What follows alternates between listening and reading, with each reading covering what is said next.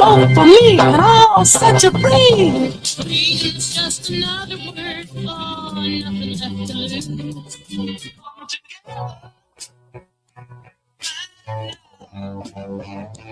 Over me.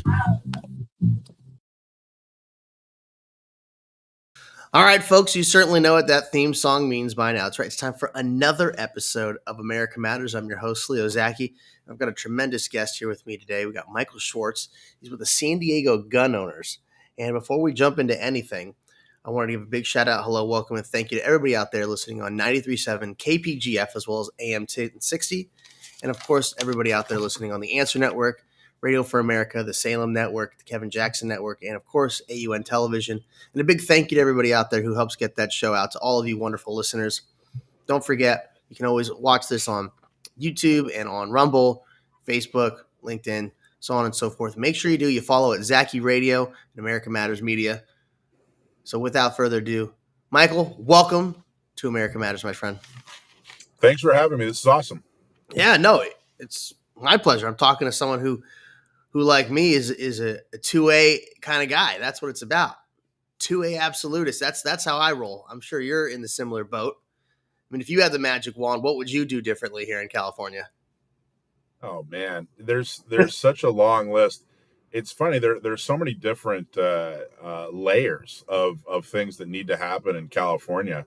I mean, there are just a couple of little tweaks that would change Californians' lives, for the positive that really would mirror most of the rest of the country. We have such restrictive gun laws out here. If we were just able to carry the same places where other people can carry concealed, that would be an amazing difference. And it just doesn't sound like that's a whole lot to ask for. So, you know what I mean? Like Right. We don't need a magic wand. We just need to get back to an area of reasonable gun laws, and I'd be extremely happy. But honestly, the bans on carry, the bans on certain types of pistols, the bans on certain types of rifles, where that you can, that are all normal across the rest of the country, most of the rest of the country. I would start there. I mean, they're just broad, sweeping, enormous restrictions that really, truly infringe on your right to self-defense. No, I agree, and I believe an armed populace is a polite populace. So you'll see a lot less crime. And obviously, I mean, like I just enjoy shooting. There's nothing wrong with being a responsible gun owner who's a firearms enthusiast and likes to have different types of firearms. And there's so many other companies too that were manufacturers here in California that just packed up and left. Not just because the gun laws here are crazy, but because the taxes are out of control. California has a really, really rich Second Amendment history. There are a lot of gun manufacturers that started here. There are a lot of gun instructors who started here, but they left or are leaving in droves. And it's not just professionals; it's normal, everyday people who say, "Hey, you know what? I can't defend myself." And oh, by the way, if I run afoul of these weird, extreme gun laws in California, they'll put me in jail. So, they're out the door. Cops, professional law enforcement are leaving because of all these just bizarre laws in California. And, I'm an enthusiast as well. I like to go to the range. It's fun. But the reality is it's so much more than that. The Second Amendment, it really is your right to self-defense. Yes. And I've found that the people who work hardest on Second Amendment issues are the ones that understand how important it is for self-preservation. People who say, "Hey, I got to be able to go outside and protect myself and protect my family." Mm-hmm. And, you see things on the news about, Skid Row in LA and how horrible the city of San Francisco has gotten. But not just there, the suburbs, have gotten, crime ridden as well. And if they can't protect themselves when they go outside of their home, or if they have to live in fear of government persecution just because they're a gun owner, it's not worth it anymore to stay in California. And they get out, they leave. No, I totally understand. I mean, I have he's passed now, but a very good friend of mine. I mean, he was in the diamond wholesale industry, and he was always having to worry about people following him and trying to rob him. And sure enough, one day that's exactly what happened. And had he been able to have a firearm on his person, But of course, they make it like jumping through hoops of fire backwards and blindfolded here in California to be able to have a concealed carry permit. He wasn't able to protect himself, and he got robbed for tens of thousands of dollars in loose diamonds.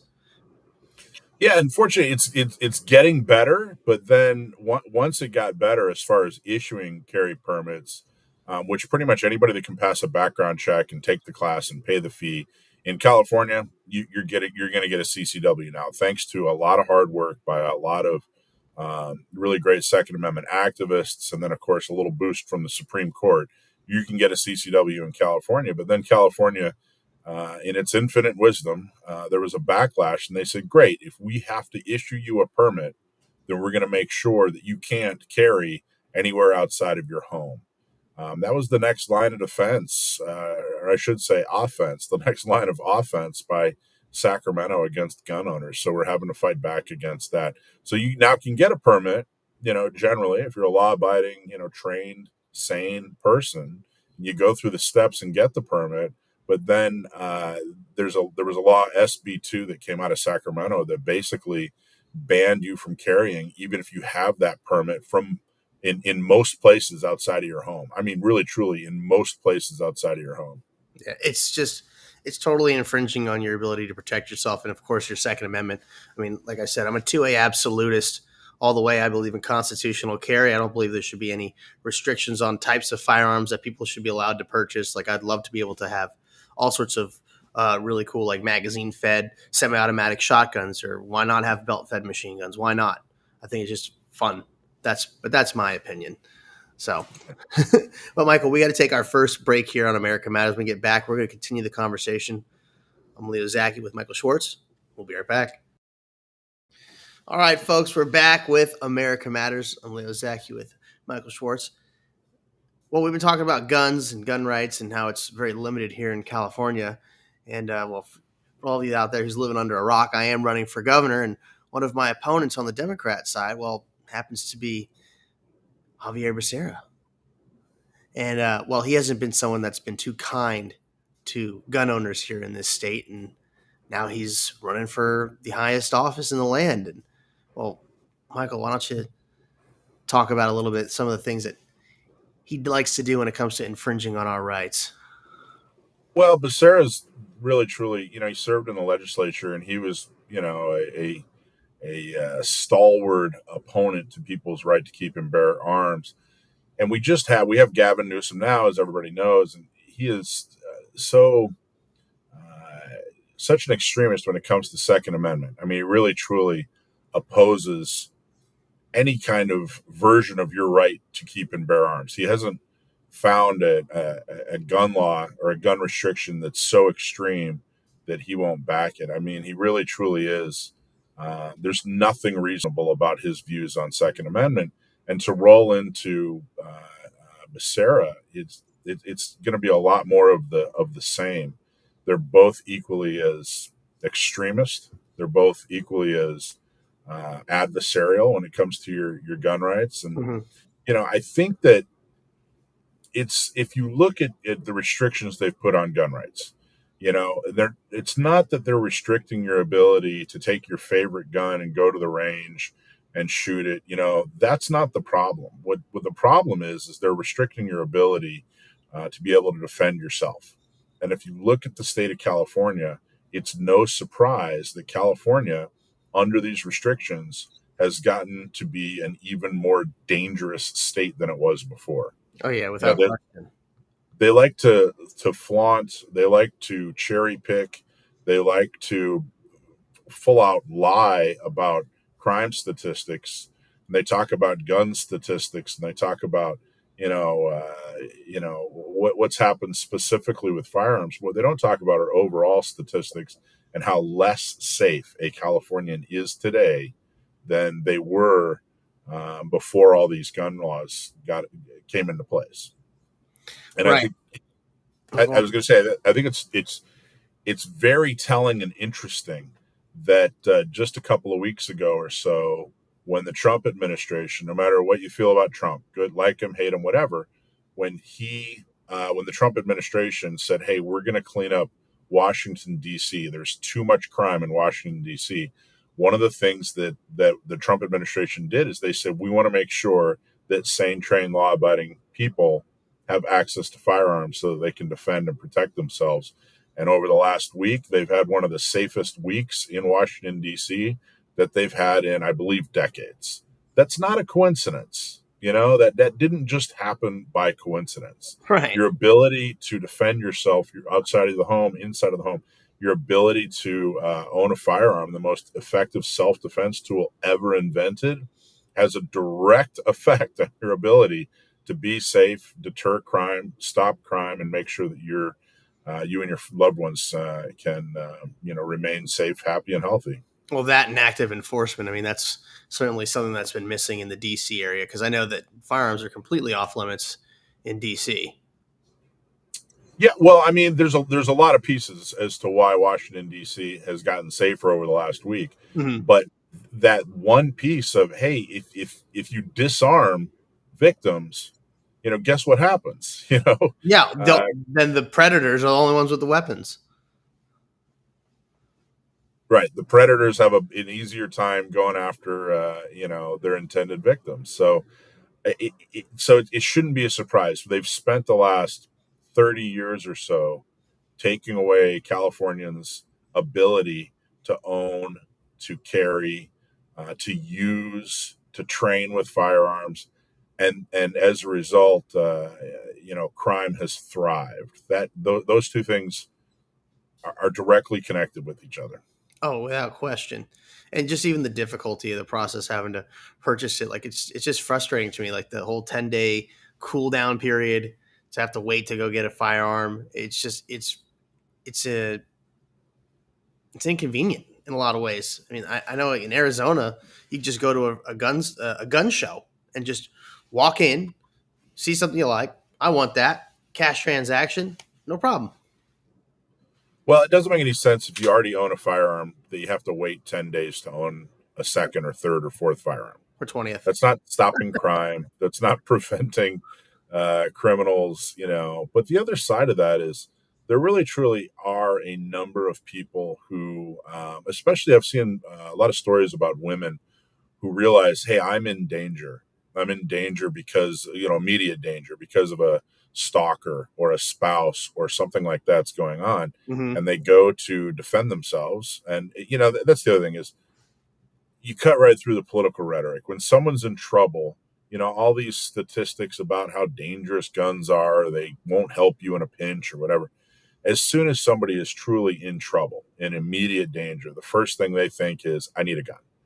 And so if a woman is being stalked or being harassed or worse, and she knows, hey, I got to be able to defend myself. And a gun is not only effective, but it's relatively easy to use. If you learn karate, you're not effective for, a few years, Right. But a gun, you're immediately effective against a bigger, even better trained adversary. So she goes and tries to buy this gun. And then, the shop says, great, give us your money, but now you got to wait 10 days in order to pick it up because California law. Well, now they have 10 days. They're in immediate danger. They got to wait 10 days. Right. And there really truly have been a number of stories where women have been attacked or have been unable to defend themselves because they're in the middle of a 10-day wait period. And that's just one of the small examples. I mean, it's a big one for sure. Not trying to put it down lightly, but I mean, it's just another ridiculous law that we in California have to, live under. I mean, even things like with the AR-15 platform, for example, right? Like you used to have the bullet button. Now they've changed it. You don't have to have the bullet button anymore, but you have to reload or to remove the magazine from the magwell. You have to separate the upper from the lower. How is that safer? And then they talk about safety, and that's recipe for an accidental discharge right there. They continue to go after. And by the way, you know who isn't doing that? Criminals. Right. They're exactly. not doing that. That's the whole thing is like all the laws that get passed and written only impact you and me and the rest of, the citizenry that's, above the board, outstanding citizens that are just trying to either enjoy their firearms or protect themselves and their families. Criminals don't care about this stuff. The Yeah, people that are going to break the law are all of a sudden like, hold on, let me abide by the law. if you go to other states where these gun restrictions don't exist, you find sane, trained, law-abiding gun owners. You find people that follow the law. You find that if you're sane, trained, and law-abiding, you're not a criminal, so you're not committing crime. But the other thing you find is, for example, if you look at people who have concealed carry permits so that they can defend themselves and carry outside of the home, you find a subset of gun owners, or a subset of society, rather, of people who are actually more law abiding statistically than the general population or than law enforcement, even as a subset. So if you're the type of person who says, hey, I'm sane, I'm trained, I'm law abiding, I'm going to go get my carry permit so that I can defend myself outside of the home by carrying a firearm concealed, then you're probably far more law abiding than the general populace. Mm-hmm. You know, creating more laws to restrict that person isn't doing anything but preventing them from defending themselves against the criminals that you refuse to address. Go after the criminals, go after those who seek to do us harm. Figure out how to fix this mental health crisis we have, at least in California, but I think probably across the nation. Figure out how to fix this drug addiction problem we have, and stop coming after me and my guns and my loved ones and my friends who are sane, trained, and law abiding. There you go. I mean, that's the thing. There's all these other outside factors that our government chooses to ignore, or chooses not to enforce, and try to go after. Like you mentioned, the drugs. I mean, think about all the drug deaths in this country. Over 100,000 Americans die every year to a drug overdose, and that's pouring in from the southern border. I mean, finally, Trump is, seems like we might have a little Pancho Villa situation going down in Mexico, which I'm all for. Going after the drug lords down there. Well, not only that, but it's, if you go out to downtown San Diego or downtown LA or downtown San Francisco, or even parts of, more rural or suburban areas like San Bernardino and Riverside, if you go to the places where you find, little pockets of homeless people, Mm-hmm. they're not homeless. Well, some are, but a lot of them aren't homeless because they're down on their luck or something like that. A lot of them are drug addicts. Right. So even before they end up killing themselves with these drugs, they end up turning your city into an unsanitary, unsafe place to live, where you might have to defend yourself. They might attack you, whatever. They might be spreading disease, but even beyond, like, hey, look at all these people that are dying from drugs. Look at how many people are being affected by drugs, and turning your city into a total trash heap. I was just up in LA for the first time. I don't think I'd been to LA in at least 10 years. Oh, And wow. I went up by design. I purposely was You're avoiding breaking my heart. LA. I mean, I'm sorry, but it's, I avoid LA and San Francisco like the plague. It's, if I got to drive through LA, I stay on the 5 and make sure I have gas in Irvine. I don't want to deal with it, but I had to go up to LA last week. Was actually being interviewed about the Second Amendment by some documentary crew, and I was shocked. I couldn't believe the streets that I was on. I mean, it looked like some of the worst places in Tijuana. There was trash and human suffering all over the streets. Yeah. And and they're taking time to make sure that they're regulating the types of firearms that I can carry and the places I can carry them. It's ridiculous. Priorities are a little bit out of whack, just to say the least. We've got a huge homeless situation in California. I mean, obviously those population centers are far more prevalent in the Democratic controlled, massive urban centers and city centers around the state. I mean, like the gas lamp district's not it's a lot of fun, but it's also full of a lot of homeless. And you can have those interactions where you can have crossover with someone who's on drugs and violent, and then somebody gets hurt. I'd go so far to say that places like Gaslamp and Pacific Beach used to be fun, and now they just feel dangerous. Yeah, Pacific Beach and Ocean Beach are definitely not the greatest. Used to date a girl down on Ocean Beach, so I know how bad it can be. So, anyways, look, we got to take our bottom of the hour break here on America Matters. When we get back, we're going to continue the conversation with Michael Schwartz. I'm Leo Zacky. We'll be right back. All right, folks, we're back with America Matters. I'm Leo Zacky, and we got Michael Schwartz with us today. And well, we've been talking about the Second Amendment and gun laws here in California. And well, Mike's a bit of an expert, just to say the least. I mean, he's got Gun Owners Radio. He's part of the San Diego County Gun Owners. I mean, a pretty major part, to say the least. And well, tell us how you got involved in getting a radio show together and just organizing, the gun owners of San Diego County. Sure. Well, we started San Diego County Gun Owners 10 years ago, and Gun Owners Radio actually came of that. I really looked around San Diego County, and there was no emphasis on Second Amendment. There was no emphasis by Republicans. There was no emphasis by Democrats, except maybe Democrats were painting us as evil. So basically, we had one side that was painting us as evil, and the other side that was taking us for granted, but nobody was really truly helping. And I looked to see, all right, who's making a difference in San Diego? And a lot of political organizations that had a lot of things in common, like six-figure budgets and full-time employees, and getting people elected on local boards and councils so that they had a bench and when it came time to run somebody for Sacramento and Washington, D.C. So we started San Diego County Gun Owners PAC. We're a political organization. We focus just on Second Amendment issues. And the whole purpose is really to get people elected on Main Street. So not Sacramento or Washington, D.C., but right in your backyard, your mayor, your city council, your school board member.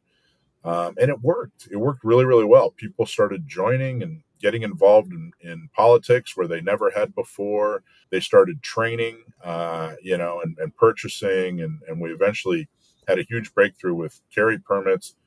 So somewhere along the way, a couple years into San Diego County Gun Owners, we started a radio show. And it was on terrestrial radio, and did really well. But about a year ago, we turned it to a full-time podcast, and Gun Owners Radio has been great. We have something like 13,000 followers on YouTube, and I forget the numbers, but a bunch of people download it off of Spotify and watch us every week. And it's been really, really great. It's been a great avenue to interview candidates.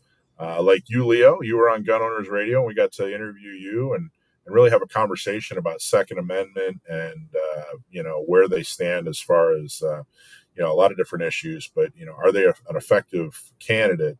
And then, of course, we talk about topic of the day, which, 5 years ago, I don't know how many topics of the day included Second Amendment, but man, lately it seems like every day something new is coming out. And a lot of it's positive, which is great. So it's been wonderful. San Diego County Gun Owners has been real successful. Gun Owners Radio has basically turned into the mouthpiece, the megaphone for San Diego County Gun Owners, and it's been really wonderful. Well, how can people follow and listen? That's the thing. I want to help get people listening because you guys are a wealth of information. Absolutely. GunOwnersRadio.com. If you go there, you can pick your poison. If you want to follow us on Spotify or YouTube or Facebook or Instagram or TikTok or wherever your preferred place to follow us, if you go to GunOwnersRadio.com, you can follow us, wherever you like. That's awesome. And you guys have been having a lot of success as well, too. That's the other big thing. There was a recent ruling that you guys not only got overturned, but you got it to change the whole law. Yeah, it's pretty interesting. Lawsuits weren't really a part of the plan. We were really trying to get back to good old-fashioned activism, roll up your sleeves, raise money, find a candidate, put some time and effort into it, get those candidates elected. In fact, I would go so far to say that lawsuits, I felt like gun owners were putting a little too much effort into lawsuits, or maybe a better word is too much faith into lawsuits, that we really, hey, there's not much you can do with a lawsuit. You're either a plaintiff, an attorney, or you can write a check, but we need you to elect people. That's what we need you to, get back to doing. But we did. We got involved in lawsuits and really, truly realized how valuable lawsuits can be. And a lot of that thanks. In fact, most of the thanks goes to an organization called Firearms Policy Coalition. They reached out to us and said, hey, we like what you're doing in activism. we'd like to partner with you on some lawsuits. Well, we're partners on a number of different lawsuits, but most recently, we won a lawsuit as a plaintiff. We were plaintiffs. Firearms Policy Coalition were plaintiffs. Second Amendment Foundation were plaintiffs. All the named plaintiffs, the individuals rather, were San Diego County gun owners members, and we won the case. And I don't think people realized. I didn't realize at first that we won the case. The case has been finalized. In other words, there's no more appeals. It's done, and it actually changed a gun law in California for the better. And that's the first time in Ninth Circuit history that a lawsuit has been finalized, and then actually overturned a restrictive gun law. The first time in Ninth Circuit history. All these different gun lawsuits that you hear about, only one of them has actually overturned an actual law in the Ninth Circuit, which is really amazing. That's incredible. I mean, how do you outdo, all these other organizations, that have been around pushing, back and forth for years? How do you guys find success like that? I mean, that's serious success. Well, we're very proud to be a part of it. And I just want to emphasize, we're proud to have been on the team. We're plaintiffs, and everybody on the case Right. there were plaintiffs or members. But it was a team effort, Firearms Policy Coalition, Second Amendment Foundation. But the lawsuit was called the Wynn versus Bonta case.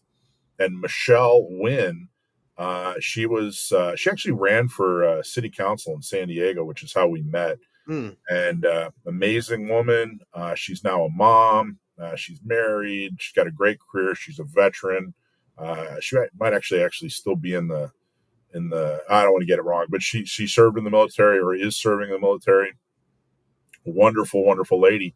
And basically, there was this law that was passed in California that said, hey, you can only exercise your right to keep arms, to buy a firearm, once a month. So if you want to buy two guns, you got to buy one gun and then wait a month and then buy the other gun. Yeah, there's like that 30-day nonsense that we were having to deal with. The 1 in 30 is what it was called. Yeah. And Michelle Wynn and the other organizations, the other plaintiffs involved, said, hey, that's ridiculous. That doesn't make any sense. There's no other right that gets treated that way. Do you only get to go to church once a month and then you got to wait 30 days? Do you only get to, exercise your First Amendment right by assembly or speech, whatever? Is that only once a month? Are you only allowed to refuse quartering troops once a month and then you got to wait another 30 days before you can do that? No, it's a natural right. It shouldn't get limited in that way. And the Second Amendment is not a second class right. So we fought and won. And sure enough, the Ninth Circuit fought back, or I should say the state of California fought back in the Ninth Circuit. But eventually it turned out, hey, you know what? There's no way that they're going to win. We got a panel of 3 judges in the Ninth Circuit, all agreed that it was unconstitutional. I love it. At best, usually like a 2-1 decision, is considered a huge victory. We had all 3 judges say, yeah, this is unconstitutional, send it back to the lower court, reverse the decision, and let people purchase the firearms they need to purchase. So boom, that is off the books. And the decision was so strong that even if they say, okay, rather than 1 every 30 days, we'll allow you to do 2 or 3 every 30 days. If you go back and look at this decision, it's going to work against that as well. Not allowing people to purchase a firearm or other than once every 30 days or twice or 3 times every 30 days. If you look at this decision, that's clearly unconstitutional according to the Ninth Circuit. So boom, we won, and we're super proud of being a part of that. I love it. Now, if we could just lump it to where I could buy, a bunch of guns and not have to wait 10 days independently of each one. Well, we're working on that too. We have a lawsuit where we're working on that as well. The Richards lawsuit is working on exactly that. And I was actually just deposed not too long ago by the state of California. So we're hoping to see that move forward as well. Yeah, I mean, it's just because it's so ridiculous. Because like there are times where I buy 2 or 3 guns at a time. Sometimes like an auction happens, right? And they'll have like a couple of things that you're like, ooh, I really want this and I really want that. You wind up getting your hands on them, but then there's this time delay in between. Well, and the reality is there just isn't a reasonable case to be made that this is stopping or preventing crime. Right. There's no other state that has something similar that is showing it to be successful. There's no other state that doesn't have this that is showing that they have a problem, with crime or whatever without it. It just isn't effective. All it is, you know, it's harassment of gun owners, number one. But number two, it's another layer that they pile on gun owners that portrays us as bad or bad for society Mhm. or makes us look like we're the problem and we're not the problem. So I would get it if someone's not really engaged in the discussion, if they're not really a pro Second Amendment person or not really an anti Second Amendment person, they're just kind of looking at it as from outside in, and they'd go, "Geez, is that really that big a deal?" The 1 in 30. It's really the entire message that's being presented or being sent from Sacramento that we are somehow a problem. That an honest, sane, trained, law-abiding gun owner who walks into a gun store and wants to buy a pistol and a rifle or 2 pistols or 2 shotguns or whatever, that they are the problem. That has a ripple effect on our rights. It has a ripple effect on who we are and how we're perceived. And the more we can get rid of that, the better. So it's extremely important that people understand the Second Amendment is not a second class right, but all these this collection of restrictions that just go against law abiding, they're not really meant for criminals. Right. I mean, there should be more in like harder regulations, like for like penalty wise, like if a criminal is to do something with a type of weapon or a certain, or a way that they use their firearm, right? There should be harsher consequences that would be more of a deterrent from people wanting to use said thing, because if they get caught with it, then they're really in big trouble. Or Or work more, on or work on having a society that raises children so well, that they that, grow up and they don't decide that, hey, the best thing for me to do in life is to pick up a gun and use it illegally. right. No, I You get that. know? That's obvious. I mean, there used to be back in the day. They used to have like you could bring your gun to school and have like a shooting club, where people learn gun safety and stuff like that. I mean, same thing with like, well, we don't really have home economics anymore, right? Kids don't know how to cook, and they're burning the house down. Yeah. Well, and they don't respect their neighbors and they don't respect their parents and they Well, don't we've lost respect. the respect in society, and that's one of the big issues. And it's really a shame that we've fallen that far. But like I said, an armed populace is a polite one. So it starts with that. But Michael, we got to take our last break here on America Matters. When we get back, we're going to keep the conversation going. This is America Matters. I'm Leo Zacky with Michael Schwartz. We'll be right back. All right, folks, we're back with America Matters. I'm Leo Zacky, and joining me today is Michael Schwartz. And we've been having a great conversation talking about the successes that they've had, in the Ninth Circuit, courtesy of the San Diego San Diego County gun owners, and some of the hard work they've been putting into that. And obviously, he's also one of the hosts on Gun Owners Radio. Make sure you guys go and check out that awesome show. It's very informative, and it's a great place to just listen to some fun guys talk about fun things. And those are guns. And, but it's not just for the guys, it's also for the girls. That's another thing we've been noticing. There's been quite a shift in demographics, right? When it comes to gun ownership here. Yes, I think one of the funnest things about gun ownership that I've noticed over the past I'm going to say 10 years or so is the demographic change in gun ownership. 10 years ago, if we hosted some kind of educational shoot, like, hey, come on out, shoot a gun for the first time, that sort of thing, it would all be guys. If we had 2 or 3 of these classes and 1 or 2 women showed up, we'd be thrilled. Hey, this is great. We're spreading the message to more than just men. Well, these days, 10 years later, we host multiple educational, we call them shooting socials, every month. We at least one a month, usually two a month, and it is almost all women. In fact, most classes are all women. And I think that's great. I think it's been great for the industry. I think it's been great for everything Second Amendment.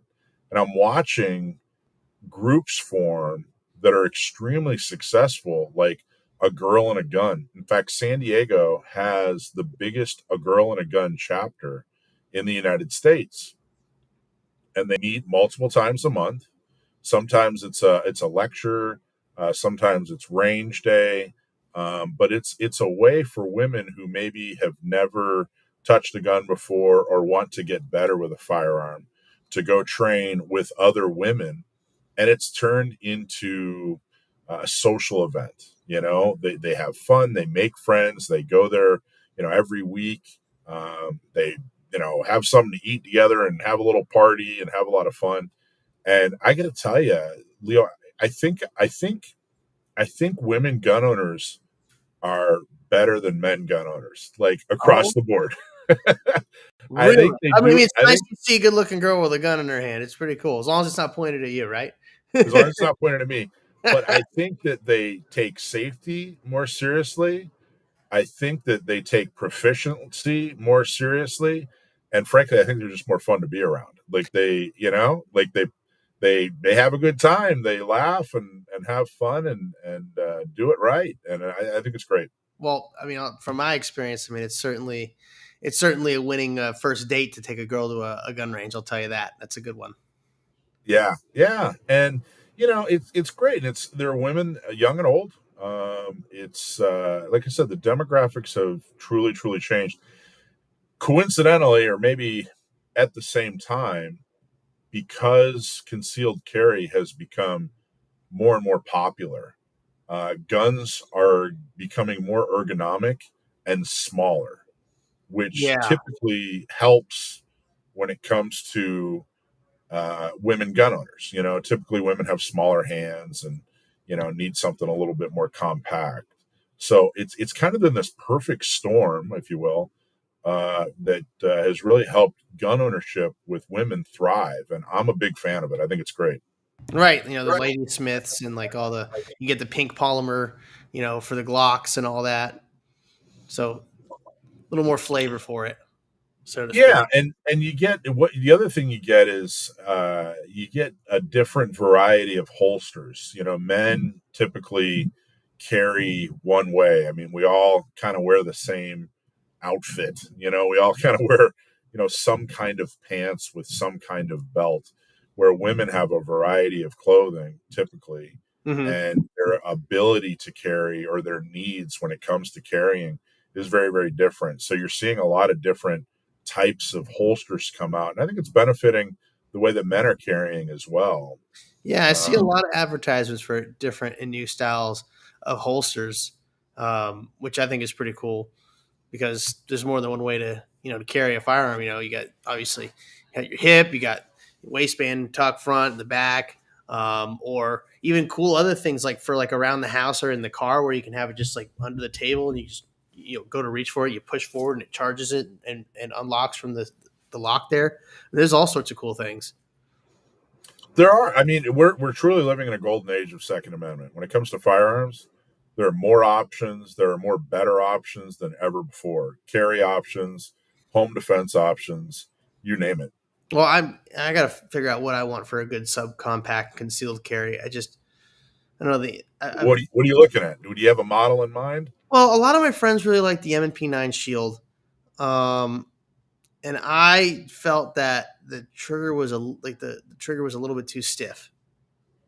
And It's super popular. The yeah, Shield is extremely popular in California. yeah, there's that, and then the XD. The other one's the XD9, right? There's an XD9 that's really good. I got to tell you, I'm a Glock guy because I'm really simple. Yeah, but But it's a great gun. Don't get me wrong, but I feel like you lose a yeah, lot of accuracy with that floating barrel. well, I'm starting to look at a Hellcat. Springfield has that Hellcat out. I don't know if you've heard of that, but it's a No, subcompact 9 millimeter, specifically designed for carry. And I've barely even touched it, and I've never shot it. but their marketing, I think, is really working on me because I want one really bad. And I don't even know why. Somehow it's just that subconscious thing. You're like, ooh, I really want that. Yeah, That's the thing about the guns. I mean, that's where you get into that whole like it's. I mean, look, they're still firearms at the end of the day, but it's also like a toy element too. You're like, ooh, I like that. I like the way it looks. I mean, because if I had it my way, I'd get a staccato, right? But they're not on the approved list in California unless you're right. in the police. Right. So that's Well, I got to tell you, Leo, that's a huge advantage we have. It's a lot more fun to teach somebody how to shoot a gun, and show them how to buy a gun, than it is to teach them how to ban a gun. So yeah. that's a huge advantage we have over the other side. Is hey, let's just get them to the range and show them how fun and cool this stuff is. Yeah, go and hang out. Like I love going to the range. It's fun. For me, I like going to the outdoor ranges because they got clays, and I love to shoot clays and plink and steel. What's your shotgun? What do you shoot? What's your shotgun that you take to sporting clays? I got a couple of Benellis. I just got an M4 Benelli. That's the newest one, but I really like the M3 convertible because I can also make it a pump or semi-auto. That I get it. That's all. That's way fancier than I can do, man. You're gonna laugh at me. I just bought a 1950s double barrel side by side.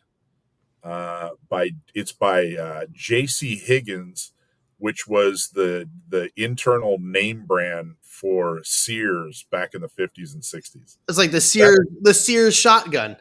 That's what I just bought. That's my new. That's so cool. The side by side. But then you start getting into the fun stuff. They call it the relics and curios when they're over 50 years old, right? So that's how I was able to get my hands a lot easier. Like I got a Simonov SKS because it was manufactured in 1952, so it's in that relics and curio. Well, I was worried if I bought a gun as nice as yours, Benelli, because they're nice, man. Oh, the Italians don't screw around when it comes to producing weapons. If I bought that gun and I took it out to the range and did sporting clays and I still missed, I would have absolutely no excuse. Oh, you know what I mean? You can't miss so it. At least if I buy this Sears brand 1950s side by side, at least I have one more excuse. Well, it's got like a little bead on the end, right? For like a sight. Yeah, big 28-inch barrels. Yeah, it's not all you gotta do is put that bead right on that target and you're good. You would think. Look, bring it out. We'll go to the range. I'm telling you, it's not that hard to hit clays. All right. Listen, I'm always looking for pointers. Yeah, no, we'll have fun. I'll bring out a couple of fun stuff. I enjoy it. But that's the thing. See, people when they, the left or the anti-gun people that are afraid of guns or whatever, they've never had these positive experiences. And that's why I always like to encourage people to go to the range. That's why I think it's a great place to take a girl on a first date. Try it.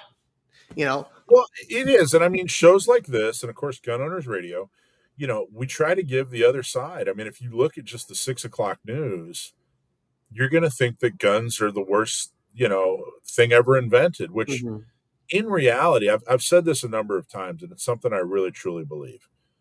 If you look at 5,000 years of human history, throughout most of human history, the biggest, baddest, toughest, worst guy got to do whatever he wanted to whoever he wanted.